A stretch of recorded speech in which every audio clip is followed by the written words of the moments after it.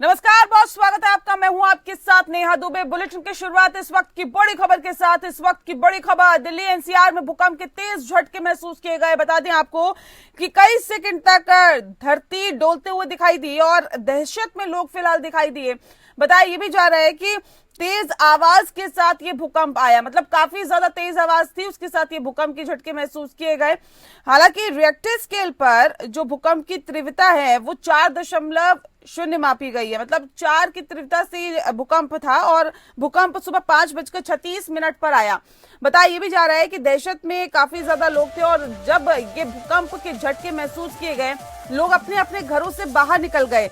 दिल्ली का धौला कुआं था भूकंप का केंद्र और बताया जा रहा है कि दिल्ली एनसीआर यानी कि नोएडा, गाजियाबाद, साथ ही साथ गुड़गांव, फरीदाबाद, ये पूरे जगह पर जो भूकंप के झटके महसूस किए गए। हालांकि बताया जा रहा है कि दिल्ली उसका केंद्र था और दिल्ली का भी धौला कुआं केंद्र बताया जा रहा है। तो बड़ी खबर पर लगातार हम बने हुए हैं। हालांकि जिस वक्त ये भूकंप आया, लोग काफी दहशत में दिखाई दिए और एक तेज आवाज के साथ भी यहाँ पर जो ये कहीं ना कहीं दहशत है वो और ज्यादा बढ़ गई, क्योंकि एक तेज आवाज आई और उसके बाद ये झटके जो है उस वक्त महसूस किए गए।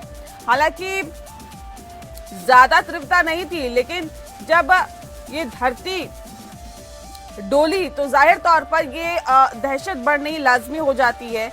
सुबह 5:36 पर ये झटके महसूस किए गए।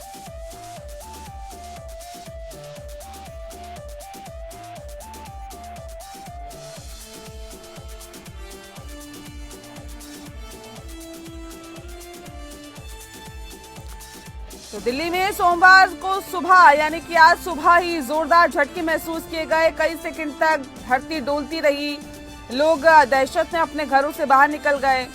राष्ट्रीय भूकंप विज्ञान केंद्र के मुताबिक बताया जा रहा है कि रिएक्टर स्केल पर भूकंप की तीव्रता 4.0 मापी गई है। इसका केंद्र दिल्ली के पास ही धरती से 5 किलोमीटर की गहराई में था, इसीलिए तेज झटके महसूस हुए हैं। कुछ सेकंड तक चलने वाले भूकंप के झटके इतने ज्यादा तेज थे कि इमारतों के अंदर जोरदार कंपन महसूस हुआ। भूकंप सुबह 5:36 पर आया, जिससे लोगों की नींदें उड़ गई।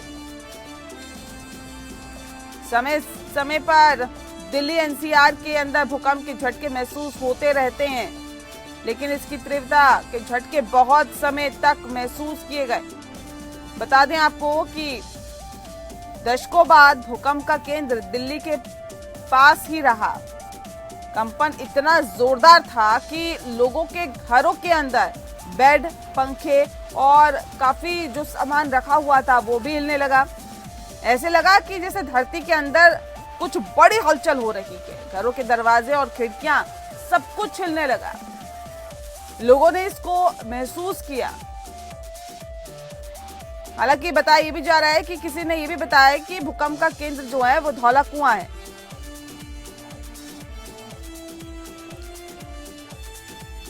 Durgabai Deshmukh college of special education के पास इसका केंद्र बताया जा रहा है, धौला कुआं में।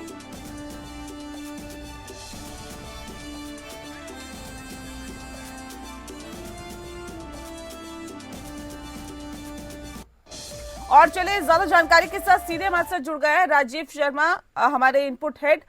राजीव, जानना चाहेंगे आपसे कि दिल्ली एनसीआर में भूकंप के तेज झटके महसूस किए गए। हालांकि बताया जा रहा है कि 4 की तीव्रता से भूकंप था। कितना दहशत में लोग उस वक्त दिखाई दिए?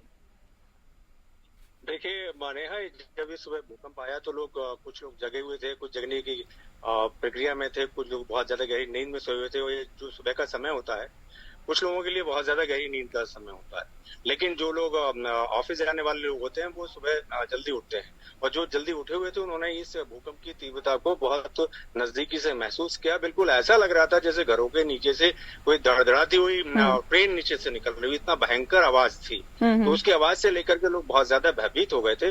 और चूंकि दिल्ली जो है सीस्मिक जोन 4 में आता है, सीस्मिक जोन 4 जो है बहुत खतरनाक लेवल है, खतरनाक स्तर है। यहाँ पर कई सारी जो टेक्टोनिक प्लेट्स हैं वो मिलती हैं और जो टेक्टोनिक प्लेट्स हैं उनमें आज हलचल हुई है और ये दिल्ली के सेंटर में हुई है।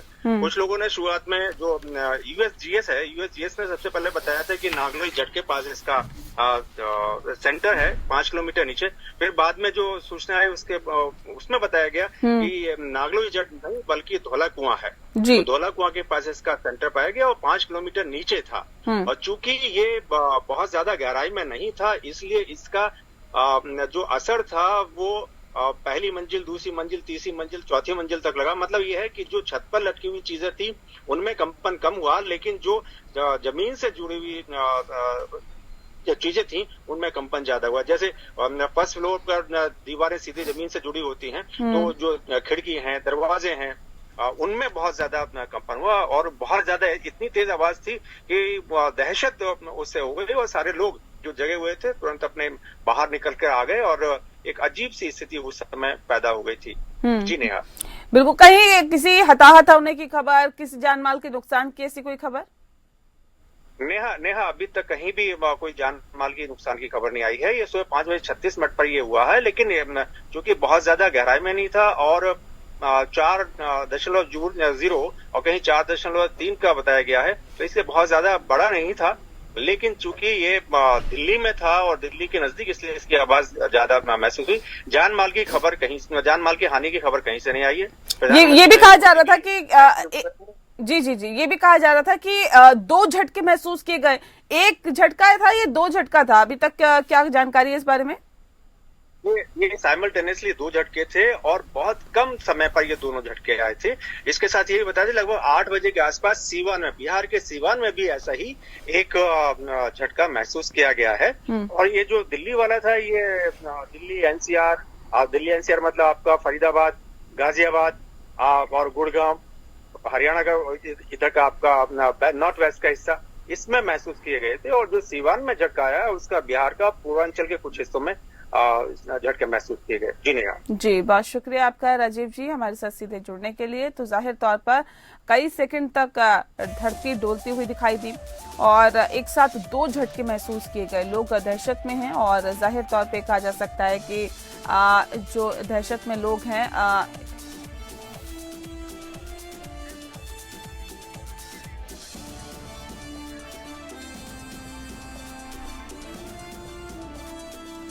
तो दिल्ली का धौला कुआं था भूकंप का केंद्र। और अगली खबर का रुख करते हैं दिल्ली रेलवे स्टेशन से। जी, आपको बता दें कि दिल्ली रेलवे स्टेशन में भगदड़ का जुड़ा हुआ ये पूरा मामला है, जहां पर प्रशासन सतर्क दिखाई दिया है और साथ ही साथ बताया ये भी जा रहा है कि यूपी के रेलवे स्टेशन पर कड़ी सुरक्षा कर दी गई है। यूपी के कई जिलों में डीएम, एसपी ने भी निरीक्षण किया है, यात्रियों की सुरक्षा व्यवस्था के बारे में जानकारी ली और निर्देश दिए कि स्टेशन पर जीआरपी और आरपीएफ को सतर्क रखा गया है। बड़ी खबर इस वक्त की, दिल्ली स्टेशन भगदड़ के बाद प्रशासन सतर्क हो गया है। यूपी के रेलवे स्टेशन पर कड़ी सुरक्षा रखी गई है और साथ ही साथ यूपी के कई जिलों में डीएम, एसपी ने निरीक्षण किया है, यात्रियों की सुरक्षा के बारे में जानकारी ली है और निर्देश भी दिए गए हैं। स्टेशन पर जीआरपी और आरपीएफ को सतर्क रखा गया है। तो दिल्ली रेलवे स्टेशन में भगदड़ की घटना के बाद उत्तर प्रदेश की राजधानी लखनऊ समेत सभी जिलों के रेलवे स्टेशन पर चौकसी बढ़ा दी गई है। जिलाधिकारी और पुलिस कप्तान रेलवे अधिकारियों के साथ स्टेशन का निरीक्षण कर यात्रियों की सुरक्षा व्यवस्था के बारे में जानकारी लेने के लिए दिए गए और निर्देश भी उनको दिए गए हैं। महाकुंभ की भीड़ और दिल्ली की घटना के बाद लखनऊ के चारबाग समेत सभी रेलवे स्टेशन पर सुरक्षा व्यवस्था बढ़ा दी गई है। इसके मद्देनजर संयुक्त पुलिस आयुक्त कानून एवं व्यवस्था अमित वर्मा और डीसीपी मध्य रवीना त्यागी ने चारबाग स्टेशन का निरीक्षण भी कल किया था। लखनऊ के सभी रेलवे स्टेशन पर जीआरपी और आरपीएफ को सतर्क रखा गया है।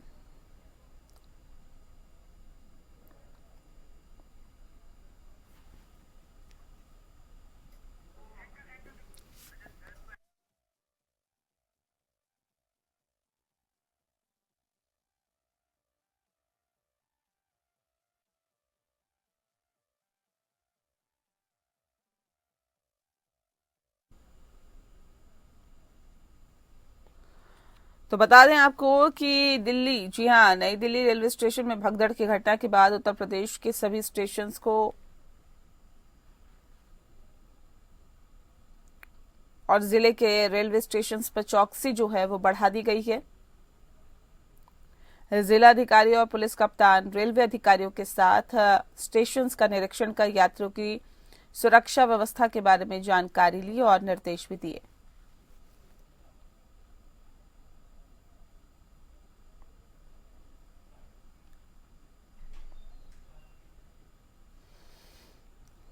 कुंभ की भीड़ और दिल्ली की घटना के बाद लखनऊ के चारबाग समेत सभी स्टेशंस जो हैं, सभी रेलवे स्टेशंस पर सुरक्षा व्यवस्था बढ़ा दी गई है।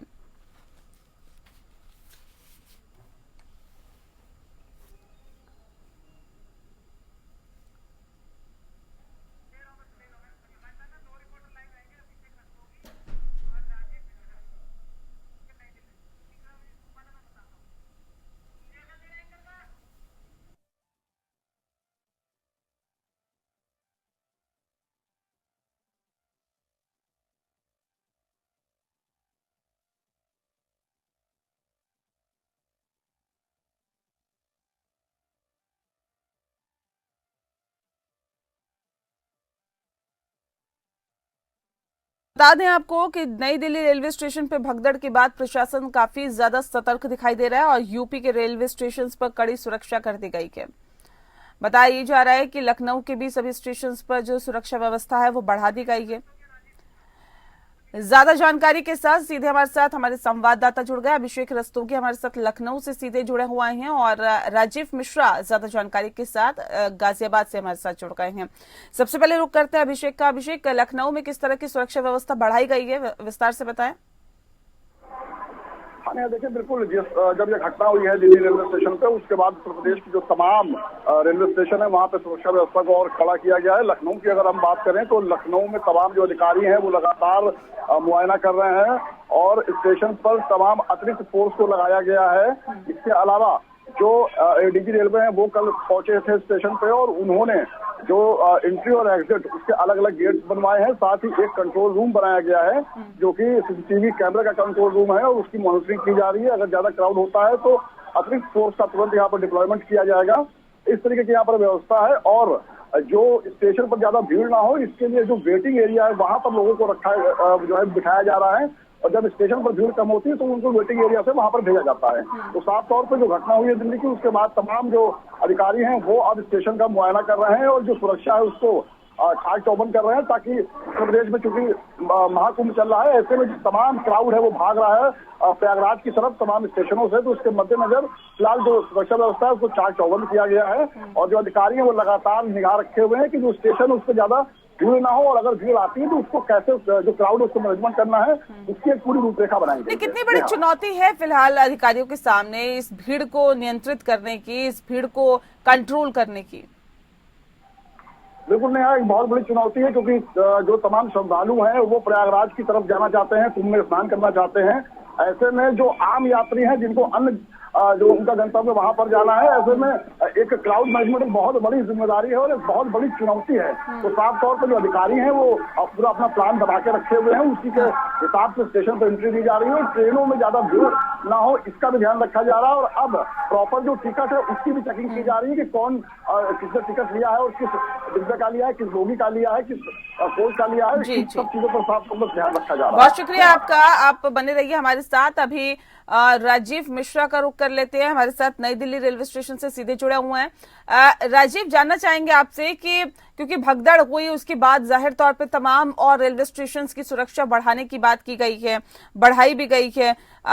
फिलहाल नई दिल्ली रेलवे स्टेशन पर किस तरह के का माहौल फिलहाल दिखाई दे रहा है? क्या अब बहुत जो हद तक चीजें थी उसको कंट्रोल कर लिया गया है? लेकिन यहाँ मैं बिल्कुल बता दूं, मैं समय मौजूद हूँ नई दिल्ली रेलवे स्टेशन पर, जहाँ प्लेटफॉर्म के लिए लगातार वो बनाए गए हैं, बोर्ड बनाए गए हैं और जगह जगह वो लगाए गए हैं ताकि जो कुंभ जाने वाले यात्री हैं खासकर वही उन प्लेटफॉर्मों की तरफ निकले और बाकी जो यात्री हैं वो दूसरे प्लेटफॉर्म की तरफ में इस तरह के इंतजाम किए गए। हालांकि जो उस दिन जो भगदड़ हुई उसका मेन रीजन जो बताया जा रहा है वो प्रयागराज एक्सप्रेस और प्रयागराज स्पेशल, क्योंकि दोनों के नाम एक जैसे होने की वजह से लोगों में कंफ्यूजन हो गया, क्योंकि एक गाड़ी प्लेटफॉर्म नंबर 14 पर खड़ी हुई थी, दूसरी 16 पर आनी थी, और इसी के बीच जो भगदड़ हुई वो उसी का वो नतीजा रहा। लेकिन अगर अब की बात करें तो जो सुरक्षा व्यवस्था है वो काफी चौक चौबंद कर दी गई है। सीआरपीएफ की टुकड़ियां लगाई गई है, जगह जगह जो यात्री हैं उनको इकट्ठा नहीं होने दिया जा रहा, आगे पीछे किया जा रहा है। और जो खासकर लोग कुंभ जाने वाले थे, जो स्नान करना चाहते हैं, जो श्रद्धालु हैं, उनके लिए स्पेशल लोग लगाए गए हैं। स्पेशल यहाँ जो सीआरपीएफ के लोग हैं वो तैनात किए गए हैं, ताकि जो प्लेटफॉर्म है, जो प्रयागराज की तरफ जाने वाली गाड़ियां हैं या वहां से आने वाली गाड़ियां हैं, केवल उन्हीं की नजर रख सके। बाकी श्रद्धालु जो है वो एक तरफ से निकले, और जो यात्रीगण है जो देश विदेश से यात्रा करके जो लौट रहे हैं वो एक तरफ से निकले। इसके लिए सुचारू व्यवस्था यहाँ नई दिल्ली रेलवे स्टेशन पर की गई है। जी, बहुत शुक्रिया आपका राजीव, तमाम अपडेट हम तक पहुंचाने के लिए। अभिषेक, आपका भी बहुत बहुत शुक्रिया तमाम जानकारी हम तक पहुंचाने के लिए। तो जाहिर तौर पे भगदड़ के बाद जो प्रशासन है वो काफी ज्यादा सतर्क दिखाई दे रहे हैं, और ऐसे में नई दिल्ली रेलवे स्टेशन पर भी सुरक्षा बढ़ा दी गई है ताकि भीड़ को कंट्रोल किया जा सके। यूपी के जो तमाम स्टेशन हैं, खासतौर पर प्रयागराज के आसपास के जितने भी स्टेशन हैं, सब पर सुरक्षा व्यवस्था बेहतर कर दी गई है ताकि किसी भी तरह की दिक्कत लोगों को ना हो और भीड़ को बेहतर तरीके से कंट्रोल किया जा सके, बेहतर तरीके से नियंत्रित किया जा सके।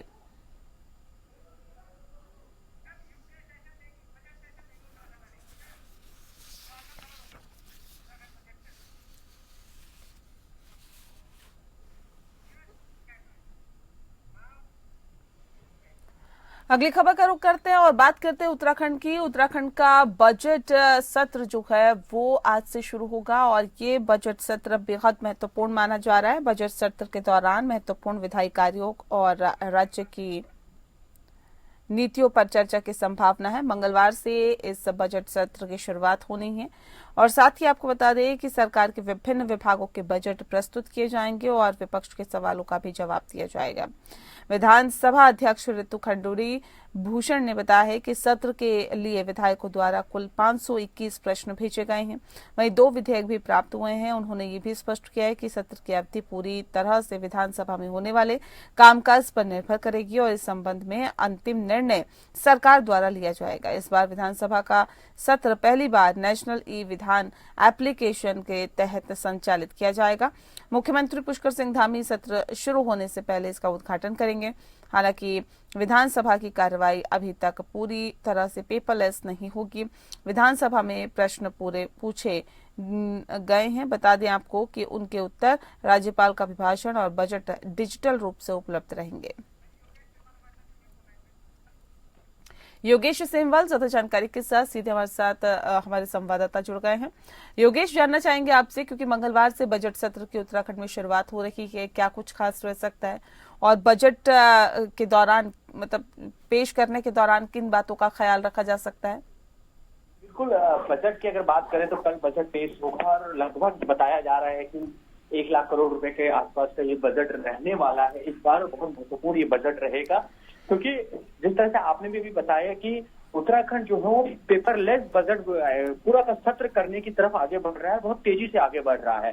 कोशिश ये है कि जल्द से जल्द पूरी तरह से जो है पेपरलेस बजट हो जाए उत्तराखंड का बजट। लेकिन इस बार की अगर बात करें तो अभी तक ऐसा नहीं हो पाया, लेकिन उम्मीद है कि अभी बजट में ऐसा हो जाएगा। उसी के तहत कुछ कदम आज इस बार जो है आगे बढ़ाए जाएंगे। इसके साथ ही अगर देखा जाए तो बजट सत्र में को लेकर जहां सरकार पूरी तरह से तैयार है, उम्मीद है कि एक बार बहुत अच्छा बजट आने वाला है। उत्तराखंड के आम लोगों को काफी राहत मिलेगा, महिलाओं को राहत मिलेगा, युवाओं को राहत मिलेगा। एक अच्छा बजट उत्तराखंड के लिए रहेगा। तो इसके साथ ही बजट पर विपक्ष भी सवाल खड़े कर रहा है। उसका कहना है कि हर साल बजट में जो कह दिया जाता है वो होता नहीं है, और इस बार भी अभी से सरकार द्वारा दावे कर रहे हैं, की जा रहे हैं, लेकिन बजट कुछ खास रहने वाले नहीं है। लेकिन देखने वाली बात यह होगी कि कल जब राज्यपाल का अभिभाषण कल होगा, उसके बाद बजट की शुरुआत होगी। कल तो सिर्फ राज्यपाल का अभिभाषण होगा और परसों से पूरी कार्रवाई जो है वो शुरू हो जाएगी बजट की। तो क्या कुछ खास रहने वाले हैं तो वो तो अब आने वाले दिनों में ही पता चलेगा। बिल्कुल, क्या कुछ खास रहने वाला है तो आने वाले दिनों में ही पता चलेगा। बहरहाल बहुत शुक्रिया आपका योगेश, तमाम जानकारी हम तक पहुंचाने के लिए।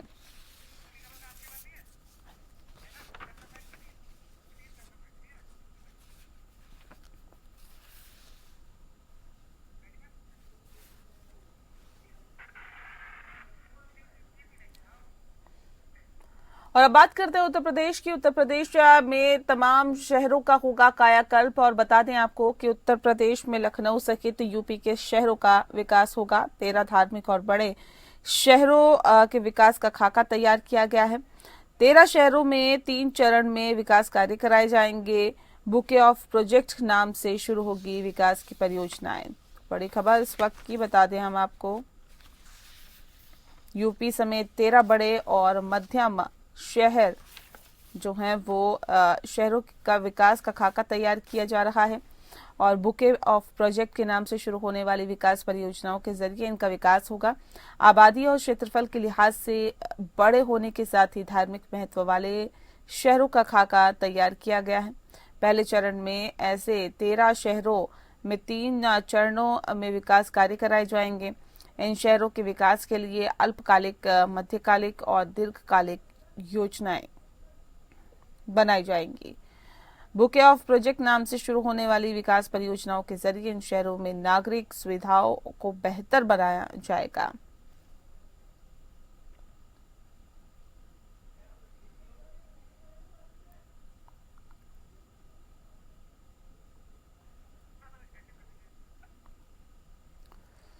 तो इस संबंध में प्रमुख सचिव आवास पी गुरु प्रसाद की अध्यक्षता में बैठक हुई और लखनऊ में कानपुर, गोरखपुर, मुरादाबाद, सहारनपुर, झांसी, मथुरा, बरेली, मेरठ, आगरा, चित्रकूट, वाराणसी और प्रयागराज के विकास से संबंधित रिपोर्ट को अंतिम रूप दिया गया।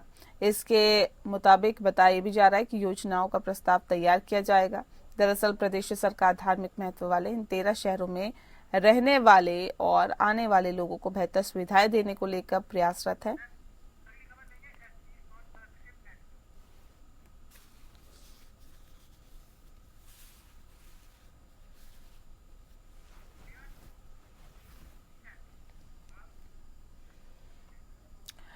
और अगली खबर का रुख करते हैं। प्लेसेस ऑफ वर्शिप एक्ट पर आज सुनवाई होगी। सुप्रीम कोर्ट में ये सुनवाई होगी। बता दें आपको कि प्लेसेस ऑफ वर्शिप एक्ट 1991 की वैधता के पक्ष और विपक्ष में दाखिल याचिकाओं पर आज सुप्रीम कोर्ट सुनवाई करेगा। सुप्रीम कोर्ट ने केंद्र सरकार को 4 हफ्ते में जवाब दाखिल करने को कहा था। साथ ही मंदिर मस्जिद विवाद में देश की दूसरी अदालतों में चल रहे मसलों में कोई सुनवाई पर रोक लगा दी गई। फैसला जो है उस सुनाने पर रोक लगा दी गई है।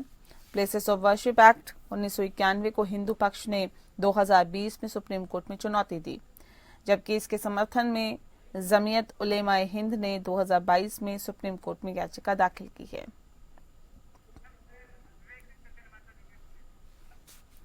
ज्यादा जानकारी के साथ विवेक सिंह चंदेल हमारे संवाददाता सीधे हमारे साथ जुड़ गए हैं। विवेक, जानना चाहेंगे प्लेसेस ऑफ वर्शिप एक्ट पर आज सुनवाई करेगा सुप्रीम कोर्ट, क्या जानकारी है आपके पास? पर आज सुप्रीम कोर्ट सुनवाई है। इस मामले में जो कैटेगरी लिखी है वो 3 जजेस बेंच की है और लेकिन आज सीजीआई और संजय कुमार की बेंच में ये मैटर लगा हुआ है। वैसे भी हम आपको बता दें कि इस मामले में जो मध्य प्रदेश की भोजशाला में एक याचिका जी वो मामला भी अपडेट किया हुआ है, क्योंकि 2 जनवरी को जस्टिस ऋषिकेश रॉय की बेंच में ये मैटर लगा हुआ था। उस दौरान जो याचिकाकर्ता और रिस्पोंडेंट उनकी तरफ से सवाल उठाया गया था कि चूंकि प्लेसेस ऑफ वर्शिप एक्ट के तहत ही भोज के जो धार की जो भोजशाला है वो भी आती है, इस वजह से इस मामले की सुनवाई उसके बाद की जाए। इसके बाद जस्टिस ऋषिकेश रॉय ने इस मामले को सीजीआई के पास रजिस्ट्रार जनरल को आदेश देते हुए कहा कि इस मामले को सीजीआई के पास भेजा जाए और वहां वो तय करेंगे, ये देखेंगे कि क्या इस मामले पर क्या ये जो भोजशाला है वो भी प्लेसेस ऑफ वर्शिप एक्ट के दायरे में आता है या नहीं। तो आज सुप्रीम कोर्ट में जब अगर सुनवाई होती है तो ये सुप्रीम कोर्ट ये भी तय करेगा कि एमपी जो मध्य प्रदेश की भोजशाला में जो भोजशाला का जो मामला है क्या वो प्लेसेस ऑफ वर्शिप एक्ट के अंदर आएगा नहीं। और इसके अलावा अगर सुनवाई होती तो प्लेसेस ऑफ की वैधता और को चुनौती देने वाले उसके पक्ष में जो दाखिल की गई याचिकाएं हैं उन पर सुनवाई कर सकता है सुप्रीम कोर्ट। बहुत शुक्रिया आपका विवेक, तमाम जानकारी हम तक पहुंचाने के लिए। तो आज सुप्रीम कोर्ट में सुनवाई होगी प्लेसेस ऑफ वर्शिप एक्ट के मसले पर। और इसी के साथ बुलेटिन में फिलहाल के लिए इतना ही। नमस्कार।